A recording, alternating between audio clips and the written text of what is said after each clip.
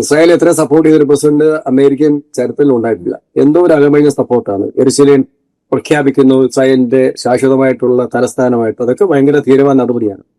അപ്പൊ ഇപ്പം തന്നെ ഈ ഗാസ വാറിൽ എന്താണ് അമേരിക്ക ചെയ്തത്? എന്തോ ഒരു അകമഴിഞ്ഞ സപ്പോർട്ടാണ് ഈ പിന്നെ ഉടമ്പടിയിലേക്ക് നയിച്ചത്. അതാണ്. അല്ല, ഇതിനകത്ത് മനസ്സിലാക്കേണ്ടത് ഇപ്പം അമേരിക്കയുടെ സ്പെഷ്യൽ എൻവോയി ആണ് സ്റ്റീഫൻ വിറ്റ്കോഫ്. അയാൾ ജൂയിഷാണ്. അമേരിക്കയുടെ ഇസ്രായേലി അംബാസഡറാണ് മൈക്ക് ഹക്കാബി. അയാളൊരു പാസ്റ്ററാണ്.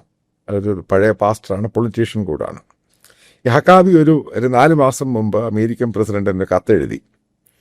അതായത് അവിടെ വരുന്ന അമേരിക്കയിൽ നിന്ന് വരുന്ന ഗോസ്പൽ പ്രീച്ചേഴ്സിനെ അവർ അഡ്മിറ്റ് ചെയ്യുന്നില്ല. നിങ്ങളത് വായിച്ചോ എനിക്കറിയത്തില്ല. അപ്പം അത് വലിയ ഇഷ്യൂ ആയി. എന്നിട്ടത് ഭയങ്കരമായ രീതിയിൽ ട്രംപുമായി ഷൗട്ട് ചെയ്തു എന്ന് അറിയുന്നത് നെതന്യാഹുവിനെ അത് എത്രയും പെട്ടെന്ന് മാറ്റണം. ബേസിക്കലി അതിൻ്റെ ഇഷ്യൂ ഉണ്ടാകാൻ കാരണം എന്ത്? ഹക്കബി നേരത്തെ പറഞ്ഞാൽ അദ്ദേഹം ഒരു ക്രിസ്ത്യൻ മിഷണറിയാണ്, പാസ്റ്ററായിരുന്നു.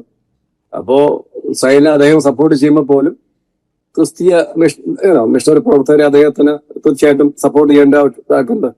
കാരണം ഇസ്രായേലിലാണെങ്കിലും ക്രിസ്തീയ മിഷണറിമാരുടെ പ്രവർത്തനങ്ങൾ അതൊരിക്കലും പ്രതിബദ്ധമാകരുതെന്ന് നിർബന്ധം അദ്ദേഹത്തിനുണ്ട്.